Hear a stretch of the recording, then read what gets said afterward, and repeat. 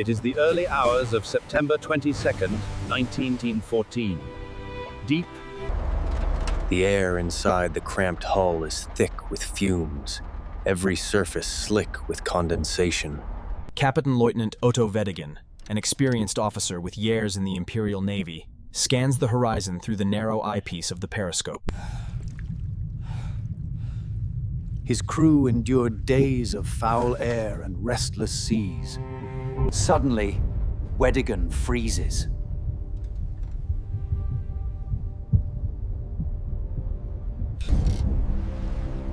Against the pale horizon, masts and funnels rise. The commander lowers his scope and gives the order to dive. Alarm! Fluten! The crew snap into motion, hatches sealed, motors cut, batteries engaged. After weeks of monotony, the chance has arrived. The hunt is about to begin. At the outbreak of the First World War, Britain's command of the sea lanes was widely assumed.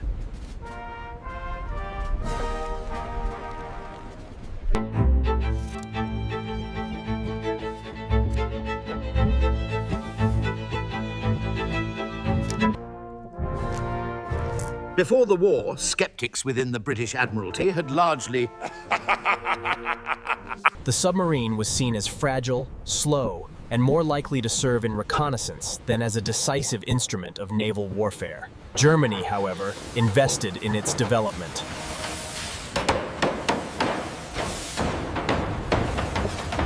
And by 1914 possessed a small but capable force, eager to test its effectiveness in real operations. On September 5th, HMS Pathfinder, light cruiser, had been struck and sunk by U-21 under Kapitänleutnant Otto. This shocking event worried the Admiralty. A fluke strike. A lucky shot in calm waters. It won't happen again.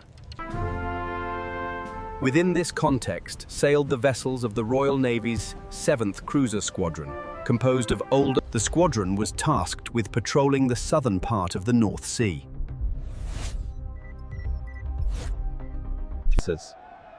Their mission was to deter German raids against British waters and to protect the vital channel through which the British expedition.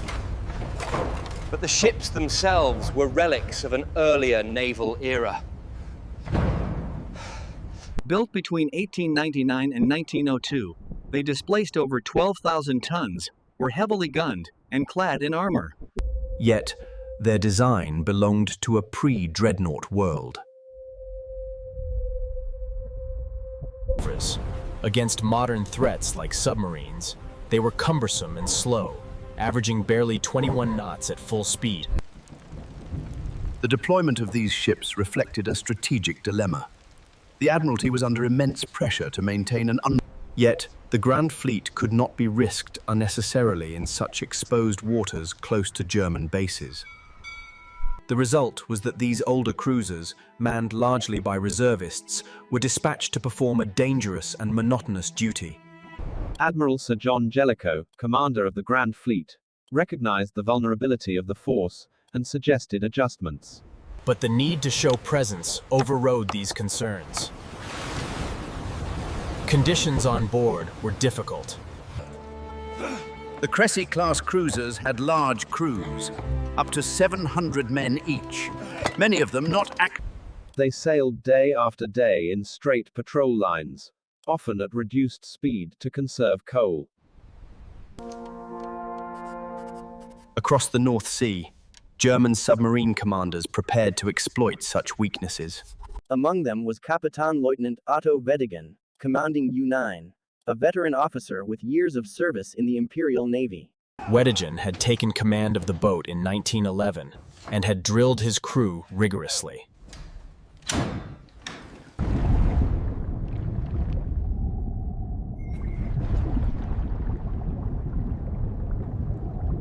Its range was limited, and its surface speed only about 14 knots.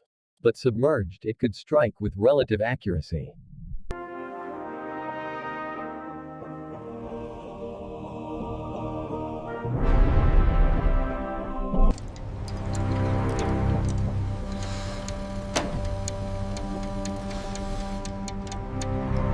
Ventilation was poor, the air foul.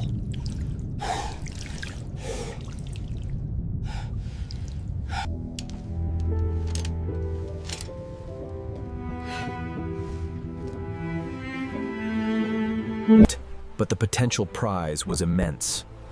By late September, the 7th Cruiser Squadron had been on station for weeks. On September 20th, their flagship HMS Euryalus was withdrawn to refuel at Harwich, leaving 3 cruisers to patrol together.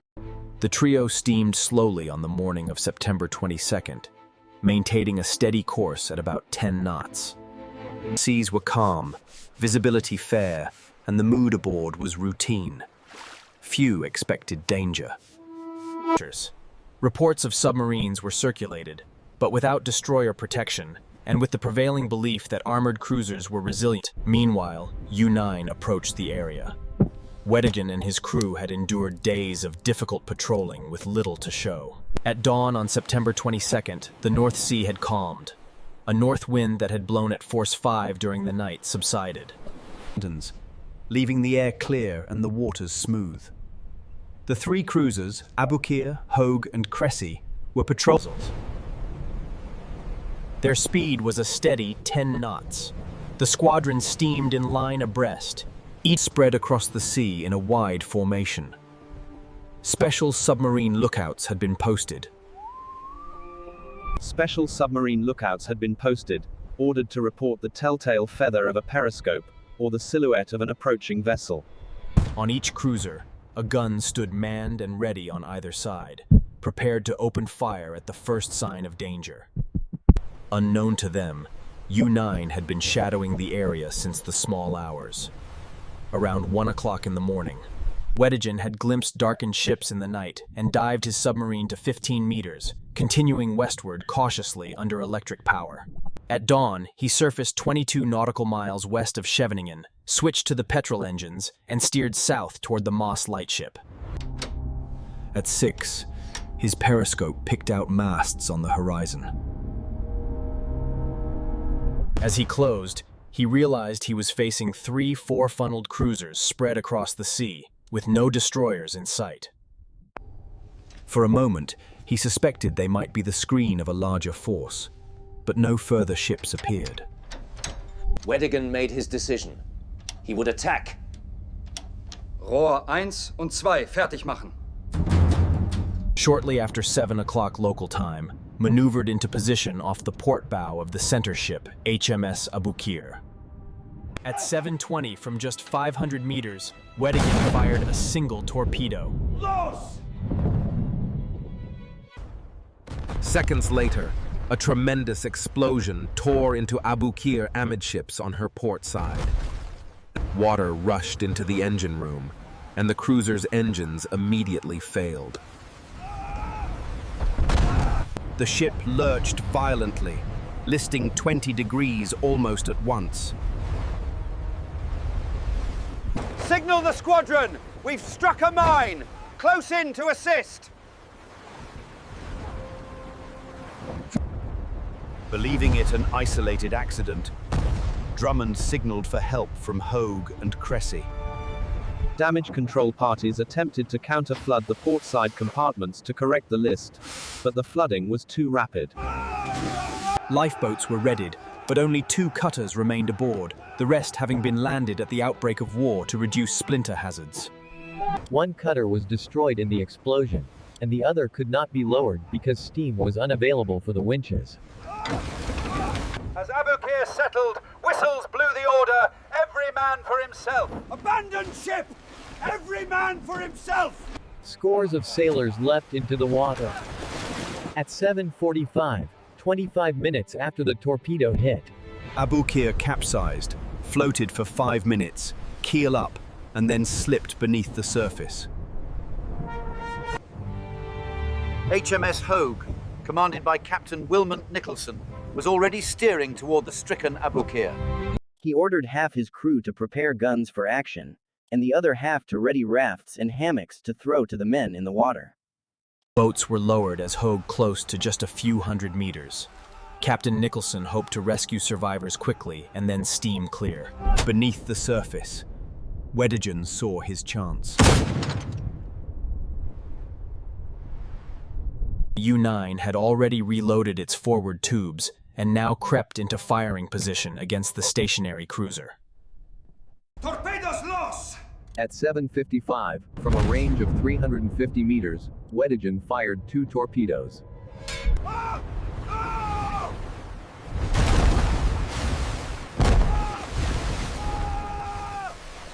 The cruiser opened fire with her guns, joined by those of Cressy, but too late. Both torpedoes struck home on Hogue's port side, one beneath the funnels, the other near the after magazine. The results were catastrophic. Boiler rooms flooded instantly, steam hissed from ruptured pipes, and With watertight doors left half open, the flooding raced through the engineering spaces unchecked. Within 5 minutes, Nicholson gave the desperate order to abandon ship. Abandon ship! Get the men off! Now! Boats were already in the water rescuing men from Abukir when Hogue herself began to heel. Sailors scrambled across the decks, some firing wildly into the sea at the fading glimpse of U-9's periscope. I see it! At 8:15, just 20 minutes after being struck, Hogue capsized and plunged beneath the surface. Only Cressy remained afloat. Captain Robert Johnson had earlier been stationed on the left flank of the formation, roughly 370 meters off Abukir's port beam. When Abukir was struck, Johnson had stopped to launch boats and stood ready to assist. He received orders from Nicholson to keep a lookout for submarines, but as Hogue went down, his cruiser became the next target. Periscope! Port beam! From Cressy, lookouts reported sighting a periscope to port, and then the tracks of torpedoes. Johnson immediately ordered full speed ahead and steered directly toward the spot, intending to ram the attacker. Full ahead! Ram speed! Hard a port! The crew opened a furious barrage against what turned out to be floating wreckage. At 8:20 local time, U-9 fired 2 stern tube torpedoes from about 1,000 meters. One torpedo passed harmlessly under the cruiser, but the other struck after near the stern on the starboard side. Secure that door! Cressy staggered under the blow, but damage control parties worked quickly to close bulkheads, and she settled with only a 10-degree list. For a time, it seemed she might survive, and Johnson pressed on with rescue work. But Weddigen, watching through the periscope, was unconvinced. He decided to expend his last weapon. At 8:35, U-9 turned again and fired its final bow torpedo from 500 meters. This time, the missile struck squarely behind the afterbridge near the boilers. The explosion ripped through the hull, fires flared as fuel lines ruptured, and the cruiser's list increased sharply. Still, the gunners continued to fire, claiming hits on a phantom submarine that existed only in the confusion of battle. Johnson could see his ship was doomed. He gave the order to abandon ship. All hands abandon ship! Good luck, men! Cressy rolled over onto her beam ends, floated upside down for 15 to 20 minutes, with men still scrambling across her overturned hull. The destruction of the 3 cruisers left the sea a vast field of wreckage. Many had been in the water since the loss of Abukir more than an hour earlier.